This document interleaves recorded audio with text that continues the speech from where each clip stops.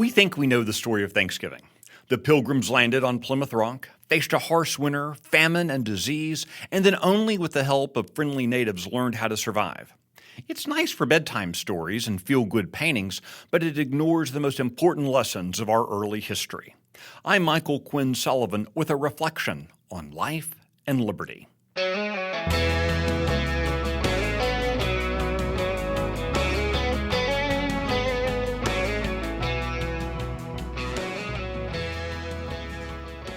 The Pilgrims weren't city slickers ill-prepared for wilderness life, nor were they misguided about the challenges facing them in the New World.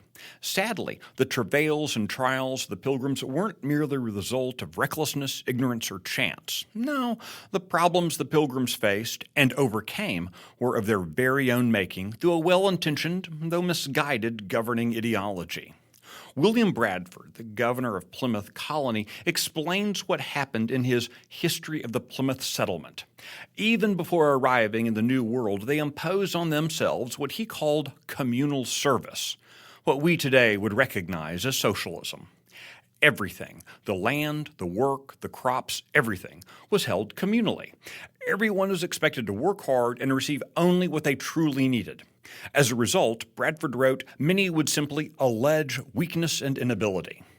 You won't be surprised that Bradford reported, "The young men who were most able and fit for service objected to being forced to spend their time and strength in working for other men's wives and children, without any recompense." At the same time, the strong man or the resourceful man had no more share of food, clothes, etc., than the weak man who was not able to do a quarter the other could. Bradford would note, community of property was found to breed much confusion and discontent. No one had an incentive to work, so no one produced and everyone was miserable.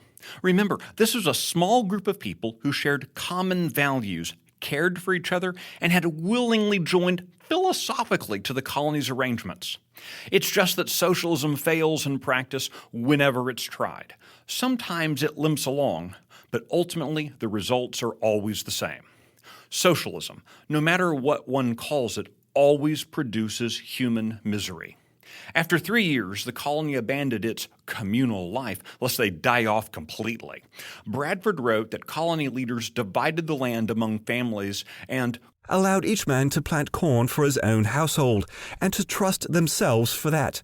As a result, Bradford added, it made all hands very industrious, so that much more corn was planted than otherwise would have been by any means the governor or any other could devise, and saved him a great deal of trouble, and gave far better satisfaction.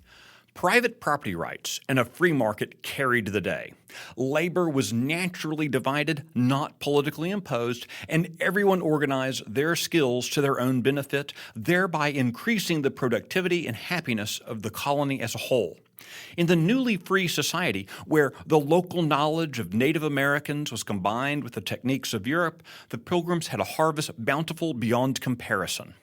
The very first days of the American experience demonstrated what world history repeatedly proves. Socialism fails, and fails miserably.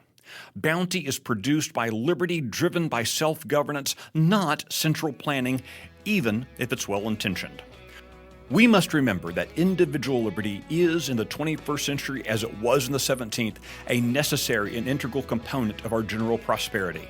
And let's be thankful to God daily, not only for the material things we have, but for the liberty of which He is the author.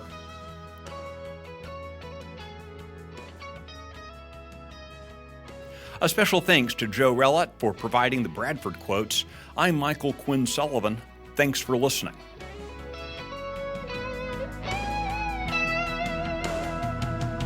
If you like the Reflections podcast, be sure to subscribe, rate it, leave a review, and encourage your friends to listen. The Reflections podcast is presented by Texas Scorecard and was produced today by Luke Marshall in the 1836 studios.